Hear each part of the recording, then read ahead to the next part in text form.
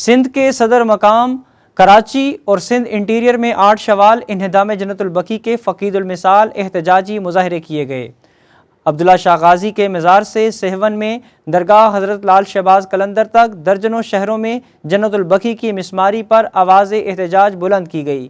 کراچی، لاڑکانہ، سکھر، میرپور خاص، سجاول، ٹھٹھہ، خیرپور میرس، جیکب آباد، سالے پٹ، گھوٹکی، کندیارو، دولت پور، بدین اور سندھ کے دیگر احتجاج کی جھلکیاں ملاحظہ فرمائیں۔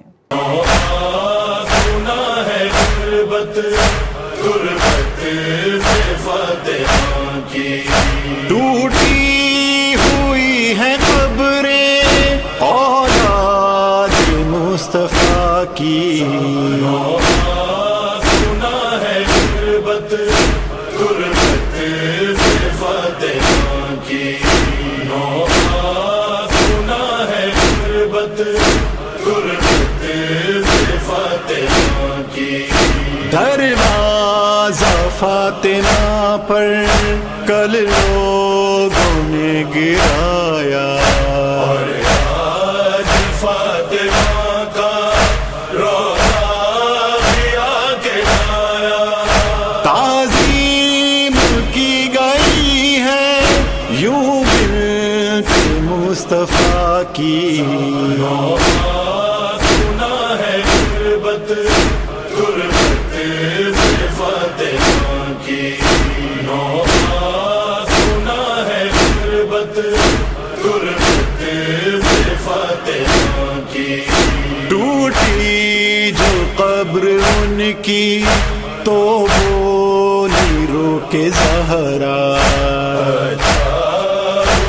نجف میں ہوئے دفن جا کے مولا، کیا ہوتا گر جو ہوتی یہاں قبر مرتضیٰ کی،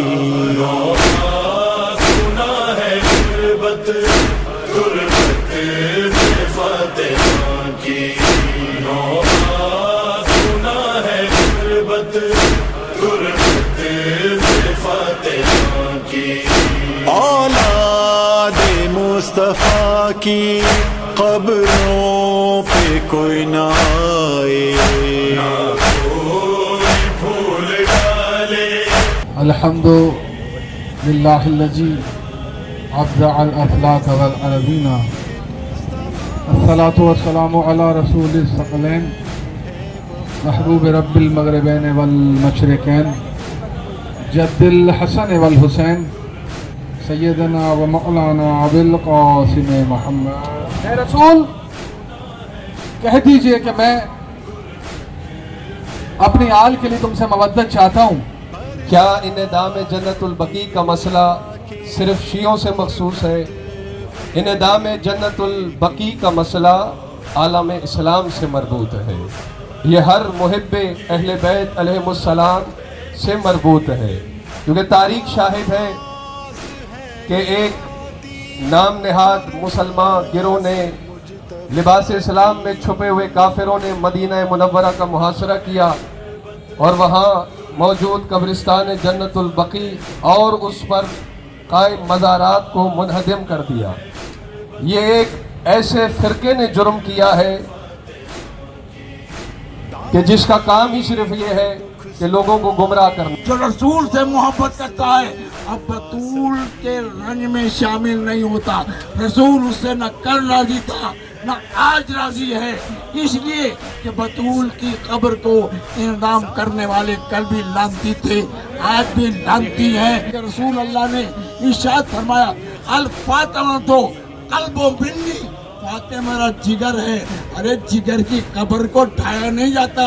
اس احتجاج میں نعرہ لگا رہے کہ تعمیر کرو، تو ہمیں یہ شرف تمہیں نہیں دینا کہ تم تعمیر کرو، نہ تمہاری اتنی حیثیت نہ تمہاری اتنی اوقات کہ تم روضہ بنت رسول کو تعمیر کرو، تم روضہ آل رسول کو تعمیر کرو۔ ہم صرف اتنا کہتے ہیں کہ اس قبضے کو چھوڑو، شیعان حیدر کرار سے خود تعمیر کریں گے۔ اس احتجاج کا مقصد صرف اس ظلم اور بغض کو آشکار کرنا ہے جو تمہیں آل رسول سے، اصحاب رسول سے، بلکہ پورے دین اسلام اور رسول اللہ اور پروردگار سے ہے، کہ جس پیغمبر نے یہ فرمایا کہ جس نے میرے اہل بیت کو ایذا پہنچایا، جس نے اہل بیت کو اذیت دی، اس نے مجھ رسول کو اذیت دی، اور جس نے مجھ رسول रसूल को अजियत दी, उसने परवरदिगार को अजियत दी है, तो ये यौम तहदीम जन्नतुल बकी पैगंबर को अजियत देने के मुतरादिफ है, अल्लाह और रसूल को अजियत देने के मुतरादिफ है। आज से कई साल पहले एक सल्फी और वहाबी आलिम ने इस बात को कहा था, जब उससे टीवी पर सवाल हुआ और पूछा गया कि या अगर ये कबूर बनाना और ये कब्र बनाना अगर बिद्दत ही है तो ये गुंबद खिजरा क्यों खड़ा है? और करेंगे अज़ीज़ान मोहतरम, ये गुंबद खिजरा क्यों खड़ा है, इसे क्यों नहीं ढा देते? तो उन्होंने एक जुमला कहा इसलिए कि हमें किसी फितने का खौफ है, हमें एक फितने का खौफ है कि जिसकी वजह से हम गुंबद खिजरा की तरफ बढ़ नहीं रहे, लेकिन इंशाअल्लाह जब वक्त आएगा तो हम गुंबद खिजरा को भी ढा देंगे। यानी असल मकसद ना आइमा की कबूर ना आइमा का रोजा, असल दुश्मनी मोहम्मद मुस्तफ़ा सल्लल्लाहु अलैहि वसल्लम से है। अब उस जुमला सुनिएगा, उस आलिम ने कहा कि हमें किसी फितने का खौफ है कि जिसकी वजह से हम इसे ढा नहीं सकते हैं, हम इसकी तरफ बढ़ नहीं सकते हैं। अब ये कौन सा फितना है, किससे ये डर रहे हैं, किससे ये आगे नहीं बढ़ रहे हैं? तो इतना जुमला याद रखिएगा कि कोई कौम यौम इन्हिदाम जन्नतुल बकी के दिन नहीं निकलती है, कोई कौम इन्हिदाम के जुलूस में नहीं आती है, फकत और फकत ये शिया है। यानी जो शिया है जो निकल रहे हैं, आप ये ना समझिए ये टूटी हुई जो कब्र ज़हरा है ये कुछ काम नहीं कर रहे, इसकी ताकत ये है कि इसने कदमों को गुंबद खिजरा तक पहुंचने से रोक लिया। क्या होता अगर जो होती यहाँ कब्र मुर्तज़ा की,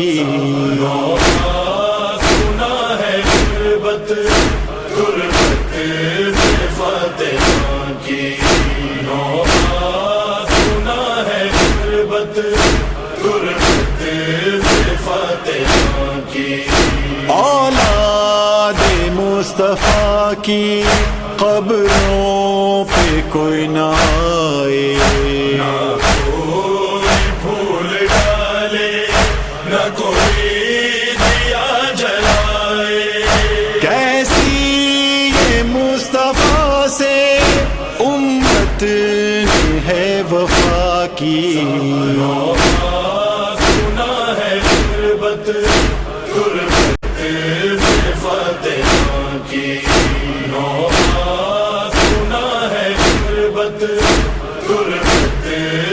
फातिमा की, बरसालो तीर आके तुरबत पे मेरी, लेकिन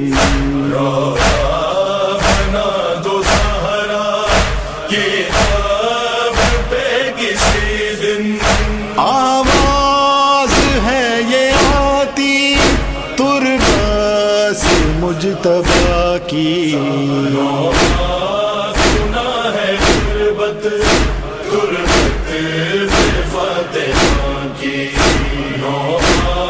सुना है गुर्बत गुर्बत फातिमा की। दादी को दुख सुनाने वापस वो आ सकी ना।